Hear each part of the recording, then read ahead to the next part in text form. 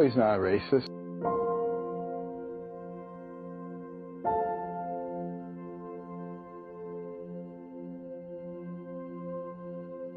He is not a racist, but that's what people believe because of a statement that was taken out of context. His New York values, I think, underlie a real person who is probably among the least racist politicians on the national scene. If you have an industry like California grapes, like perhaps what you're talking about in Wisconsin, we're going to let people come in, but they're going to come in legally. They're going to come in through a visa program, and they're going to come in legally. And it's going to work out beautifully. You will not be affected. We don't want to affect businesses. We want to grow businesses. What about the dreamers? What about people who came here when they were children? They didn't know what they were doing. They came with their parents who brought them here illegally. Should they be able to stay legally? We're going to do something. I've been giving it so much thought. You know, you have on a humanitarian basis, you have a lot of deep thought going into this, believe me. But the Dreamers, it's a tough situation. We're going to do something, and one of the things we're going to do is expedite. When somebody's terrific, we want them back. Now we're learning what it's like to work for Trump, straight from a woman who was a close business executive for 18 years. What was it like working for Donald Trump? He was the first one there, and he was there for like 2 hours. He'd answer the phone. He would answer the phone? Absolutely. Trump Donald Organization, Trump. Yes.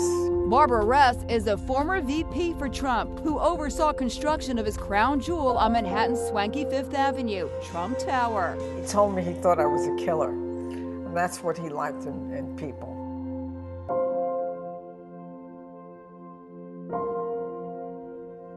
Do you feel that Donald Trump is sexist? If Donald is sexist, then a lot of people are sexist. A woman in the audience asked Trump if he'd hire veterans at that hotel. Here's how he responded. What are you looking for? What kind of a position? Come up here, come here. She looks so smart and good. Do you mind if I do a job interview right now? We need good people. How are you? So what's your experience in front of the world? Well, I design, I do wreaths, I do all types of decorations. And you like this building? Yes, okay. I do. So here's what I'm going to do. There's the man. Stand right over here. Oh my God. If we can make a good deal in the salary, she's going to probably have a job, okay? All right, good. Have a good time. Thank you, sweetie. Thank you. Good. Thank you. So nice. Really nice. I felt good about her. I tell you what, I looked at her. I said, I have gut instinct, okay? And we're allowed to have that. And I looked at her and she asked a question, and it was a very positive question. She looks like she's got a great look, and look at that with the tears. How nice. She just seemed like a good person to me. You worked for Donald Trump? Yes, glad we were just talking about that.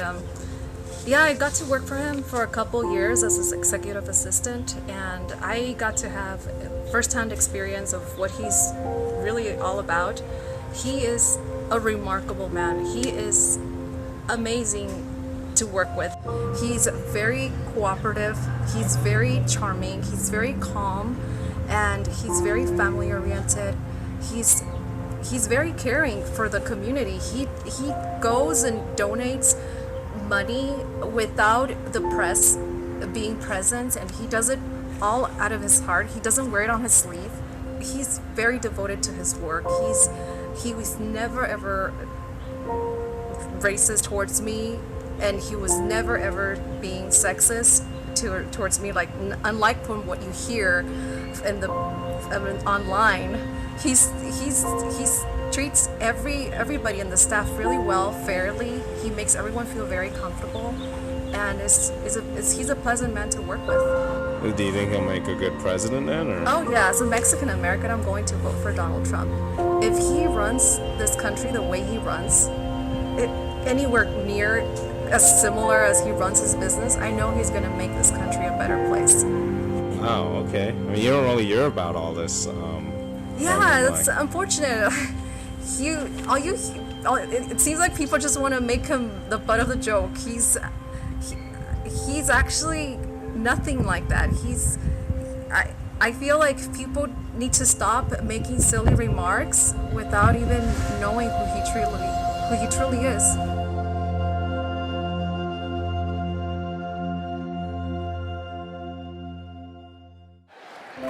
As your president, I will do everything in my power to protect our LGBTQ citizens from the violence and oppression of a hateful foreign ideology.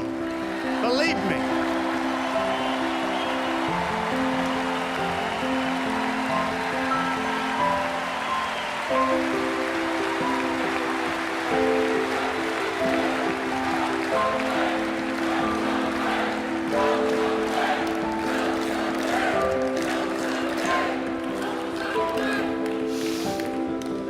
And I have to say, as a Republican, it is so nice to hear you cheering for what I just said. Thank you.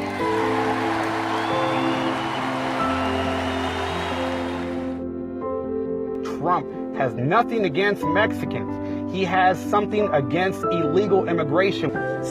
I am proud of my African American heritage, and I am proud to stand before you tonight and support Donald Trump, not just in spite of the color of my skin, but in fact because of the color of my skin.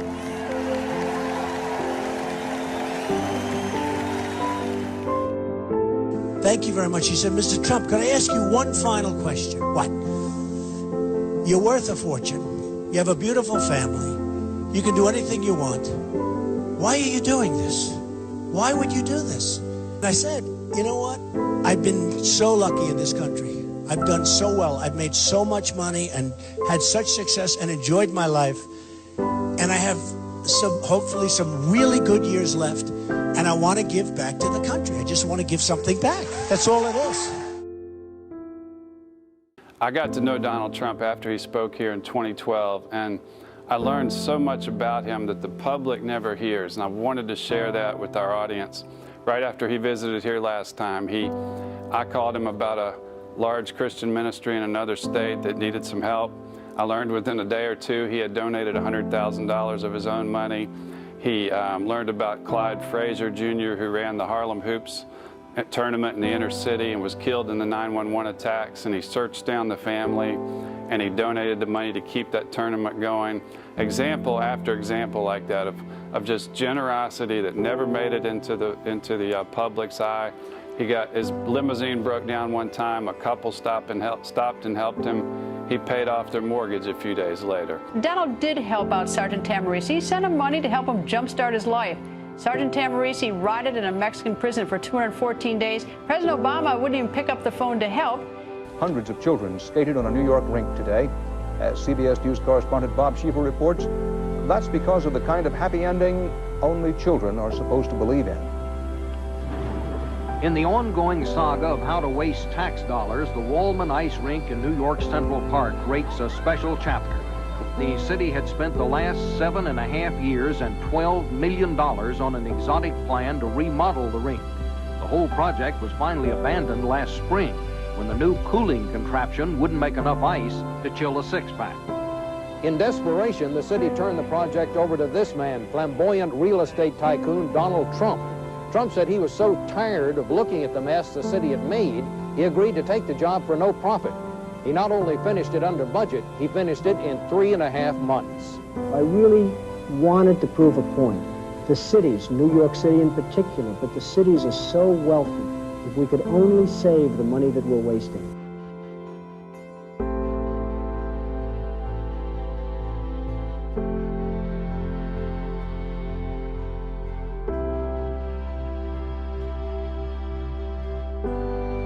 This November, I ask you to be true to yourself and vote for the candidate who you know is running for the right reasons. Vote for the candidate who has never been a politician. Vote for the candidate who has never received a paycheck from our government. Thank you.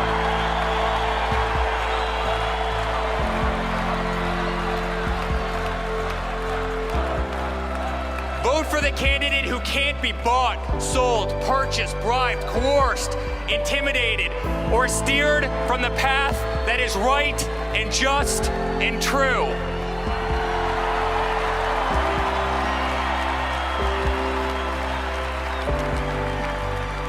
And quite frankly, friends, vote for the one candidate who does not need this job.